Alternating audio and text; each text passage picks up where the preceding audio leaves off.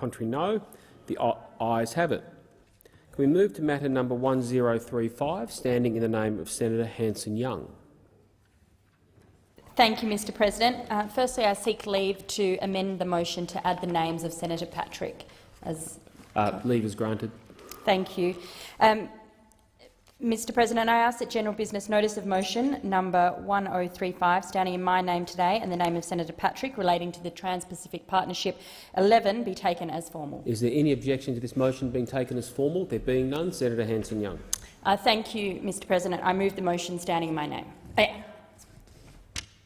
Senator Fifield.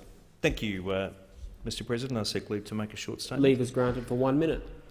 The Comprehensive and Progressive Agreement for the Trans-Pacific Partnership, TPP 11, is one of the most comprehensive trade deals ever concluded and will eliminate more than 98% of tariffs for 11 countries with a combined GDP of more than $13.8 trillion and close to 500 million consumers.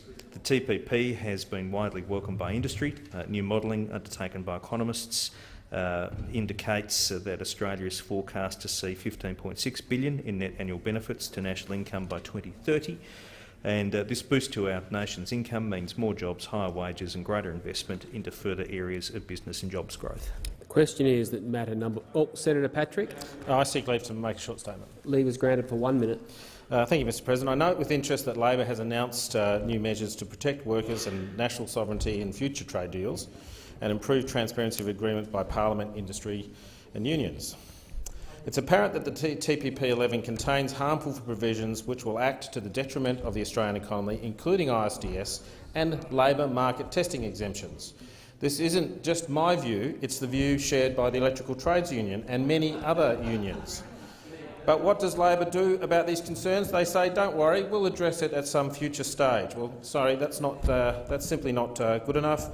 Labor had a chance to prevent this deal going through with these bad provisions in them, and they've folded like a cheap suit.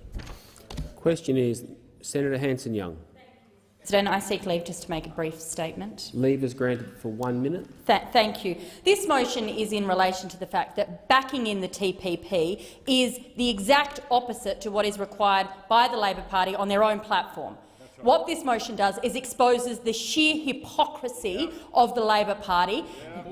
They've been absolutely hoodwinked by the Morrison government and, of course, the corporate donors and the big multinationals that are going to absolutely benefit from this deal, while everybody else is left out in the cold. It's a bad deal for consumers. It's a bad deal for workers, and all it does is lines the pockets of big business, donors to both Labor and Liberal parties. That's why they're cuddling up together, and it is a disgrace. The Labor Party have just thrown Australian workers under the bus, and they know it. Senator Bernardi. Make a short statement. Leave is granted for 1 minute. Thank you. Mr President, I intend to support this motion, not because of any concerns I have particularly about the TPP, because this is not specifically about the merits or otherwise. It is calling upon the Labor Party to explain the apparent hypocrisy of their position, their national platform, and now that they've endorsed the TPP with elements that goes against it. So I'll be supporting this motion. Please don't read that as my concerns about the TPP. That is a separate entity issue altogether. It's certainly not an endorsement of the Greens' position of the TPP, but on this case I think they have a valid point that the Labor Party needs to be accountable for. The question is that motion number 1035 be agreed to. Those of that opinion say aye. Contrary, no. The noes have it.